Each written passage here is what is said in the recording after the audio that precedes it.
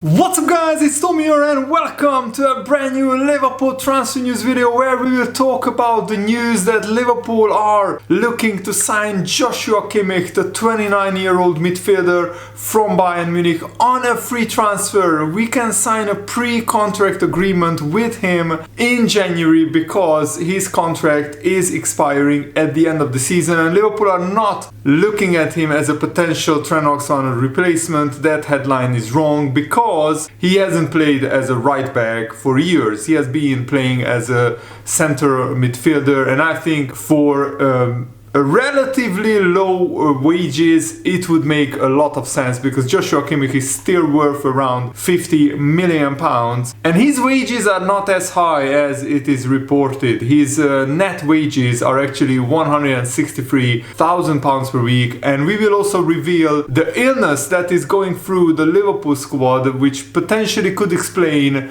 the below par performances in the last two games at the start of 2025. So we will take a look at that, and we will talk about the Tottenham-Liverpool game in detail as well in this video. So if you enjoy these videos, make sure to leave a like, subscribe if you're new around here, and turn on the bell notifications so never miss the latest updates around Liverpool FC and the Premier League. So Christian Falk, a very reliable journalist when it comes to Bundesliga transfers, he was the first guy reporting that Thiago is going to Liverpool from Bayern Munich. He said that Liverpool are considering signing Joshua Kimmich, who is 29 years old, and Kimmich is a free agent in the summer. And of course Bayern are in talks with Kimmich for a new contract, but there is no guarantee that he will sign that new contract. And if Liverpool put a very good contract offer on the table for Kimmich, then we could persuade him. And he is a serial winner. We will take a look at how many incredible trophies that he has won throughout his career, and I don't think it would be a Thiago Mark II, even though I think Thiago was a successful transfer because we had absolutely so much joy watching him play. And yes, his last season was destroyed by injuries, but apart from that he was a very, very valuable player in Liverpool winning the FA Cup and the League Cup and getting to the Champions League final. And Kimmich is a top talent whose main position is a central midfield, and he has been doing very, very well for Bayern Munich. They are leading the Bundesliga, and yes, Kimmich can play as a right back, but that's not his main position. Now in the last 4 or 5 years he has been playing as a central midfielder, and he has been at Bayern Munich since 2015, winning a Champions League trophy and 8 Bundesliga titles, and they are on course to win a 9th Bundesliga title. And Kimmich already made 414 appearances in all competitions for Bayern Munich with 43 goals and 110 assists to his name. So he can chip in with goals and assists, and I think a midfield of Kimmich and Gravenberch, Kimmich or McAllister, Kimmich or Curtis Jones would be sensational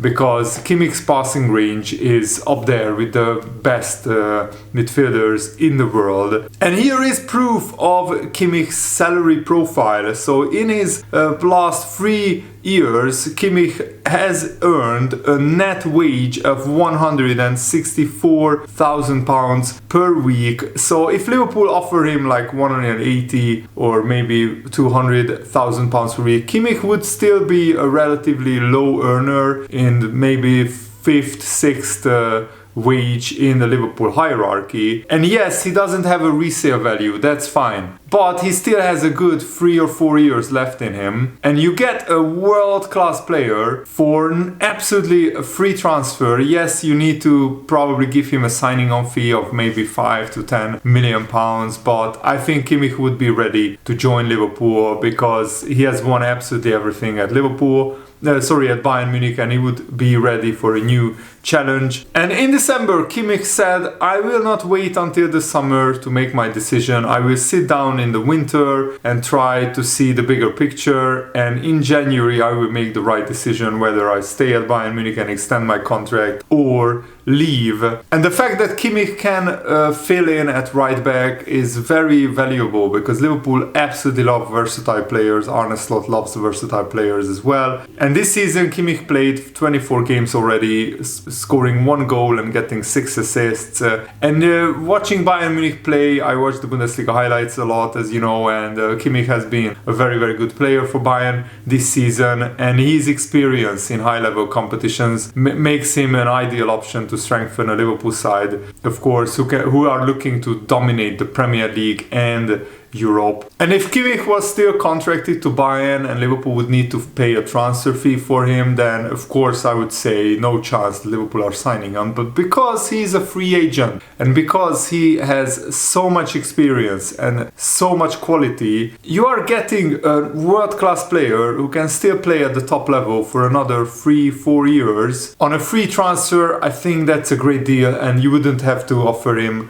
crazy wages like what Mo Salah is earning, or anywhere near what Van Dijk or Trent Alexander-Arnold is asking. And Kimmich has played in central midfield all season for Bayern Munich. He can play at right back. He started out his career as a right back, and he played at right back for Germany at Euro 2024. But he's an elite level option in both positions. That's an absolute fact. And the fact that Liverpool tried to sign Martin Zubimendi in the summer but failed shows me that Liverpool are still looking to sign a center midfielder, and getting Kimmich on a free transfer could be a great bit of business for Liverpool. But of course it depends on how the talks over his new contract play out at Bayern Munich. But as you can see, he is 29 years old. He will be 30 in February, which is a little bit concerning. But as I said, maybe give him a 3-year contract until he's 33 years old, and then we can reevaluate in 2 or 3 seasons.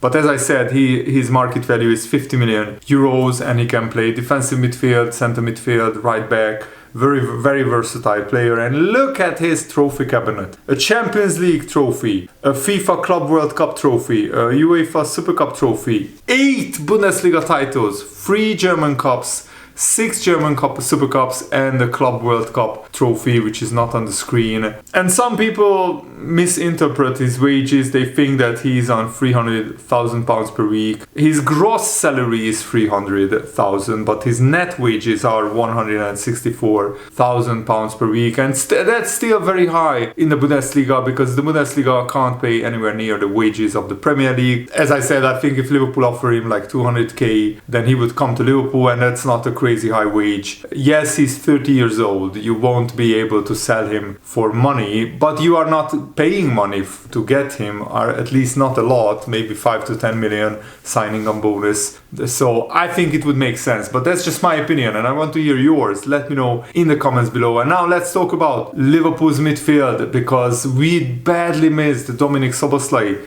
These last 2 games proved more than anything that Szoboszlai is absolute key player in Arne Slot's system, and I think the moment he returns, we start ticking again. That performance that Curtis Jones put in should be pushing Harvey Elliott into a spot where he plays more, because what we have witnessed from his cameos is much better than what we have been seeing from Curtis Jones in the last few weeks. I'm not sure why Elliott didn't come on, maybe because of the injury to Kwanzaa and the early substitution. Arne Slot had to tweak his substitutions, but I think Elliott should start against Accrington Stanley. But it's not an entirely bright outlook. A Liverpool fan looked at his minutes in the Premier League, and as you can see, he played literally no minutes in the Premier League since he came back from his injury. And it was the same with Endo at the start of the season, where Arne Slot, didn't fancy him. But once Endo is getting accustomed to the Liverpool playing style and tactics under Arne Slot, the same could be true with Elliott. Once he gets up to speed with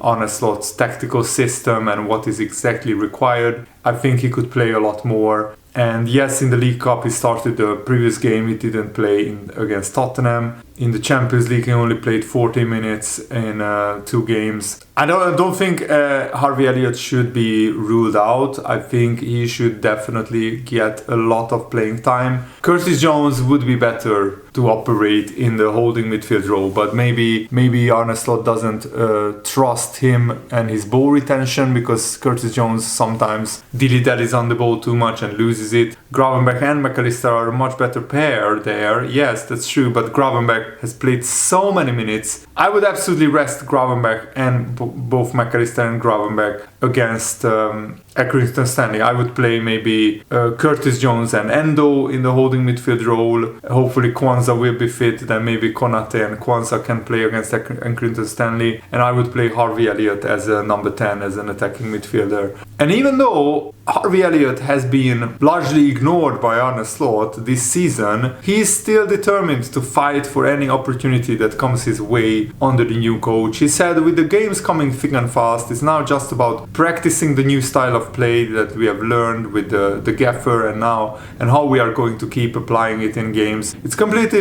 different to what we used to play before. So it's like if you are performing, you've got a show. We keep going over and over and rehearsing it, rehearsing your part of the play. That's kind of what we are doing at the moment. We just keep going over and over things, making sure we are getting it perfectly right. I think for me the most important part is my drive into training. I give a lot of thought to things then, so that as soon as I come through the gates and I park my car up, everything that I've needed to think about, whether it's good or bad, it's out of my head and I can fully focus on training and on football. It can be to do with football, it can be to do with what's going on in my life. The other day it was quite an unserious thought. I didn't really sleep too well, so my main thought coming in was, as soon as I get through the door, make sure I have a coffee to get myself going, to get myself lively again. When you are a big team, the standards are so high. Each and every day you have to be on it 100%. And even if you're feeling off it yourself, you have to kind of pull yourself together, pull through, just so you don't stand out for the wrong reasons. And Harvey Elliott has absolute mountains of potential. He has been just very unlucky that he got injured during the first international break with the England under-21. So Arne Slot couldn't take a good look at him in the first 3 months of season, and you know how it is, out of sight, out of mind. Harvey Elliott has struggled to find himself back into the Liverpool lineup, but with Curtis Jones playing the last 2 games, Harvey Elliott should definitely start against Accrington Stanley and hopefully he can shine. He said, I feel like that's my strongest point, especially when it comes to the creativity side of things and playmaking. That's the position I play at England, the number 10 role, and I feel like I can really show my attributes. But on top of that, we have 2 other world-class number 10s in Curtis Jones and Dominic Szoboszlai. It's not going to be easy at all. It's just about waiting for my moment, my opportunities, and trying to take them with everything I have. On top of that, when I do get brought in, whether it's as a substitute or wherever I start, I just want to try to contribute for the team and be the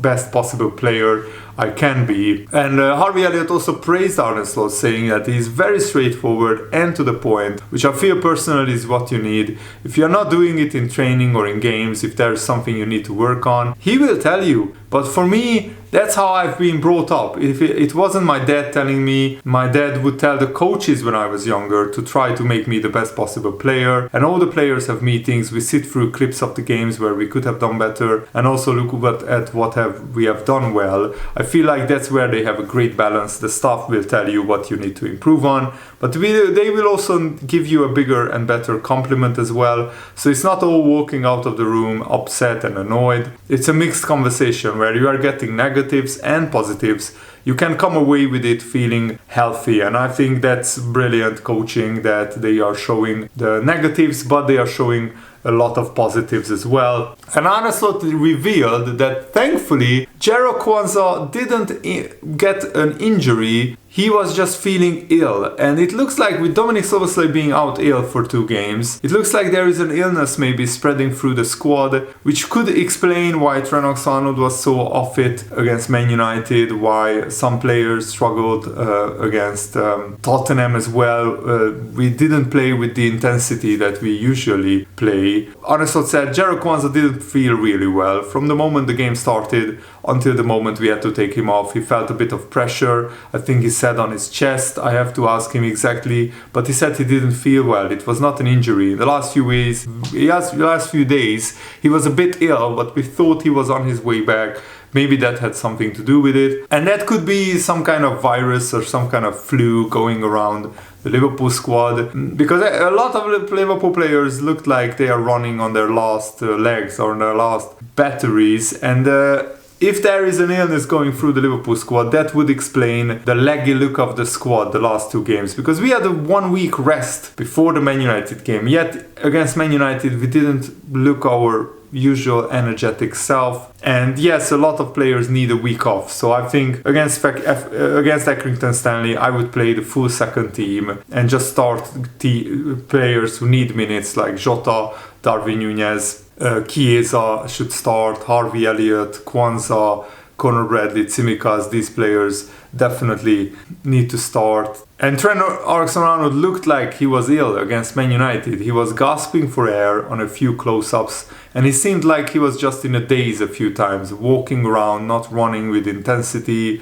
Of course, the narrative overtook it that it was Real Madrid in his ear, and that's why he wasn't focused. But maybe he was just sick. And he had to play because Conor Bradley was not ready himself yet. And Liverpool weren't awful, I think, against Tottenham. We weren't just at our best, maybe because of the illness, and also we had to rotate in defense, and our second choice defense hardly ever played any football in the last month or so. And after Endo came on for Kwanzaa, I think Liverpool were actually in charge of the game, and we were unlucky not to score. Trent Alexander-Arnold had a shot cleared off the line. And of course, then that was the referee controversy with Bergvall, who should have been sent off. I watched the Ange Postecoglou excuse, but I think it's a cynical foul. It's a tactical foul. He's not going, definitely not going for the ball. He took out the man. It's a late challenge. And yes, the referee gave advantage, but even after the advantage, he should have given a second yellow card to Bergvall. It's irrelevant whether the first yellow card was a justified yellow card or not, because VAR is not there to review every single yellow card, even though some fans think that VAR should review every yellow card. We would have such a slow delayed game if that was the case. VAR is not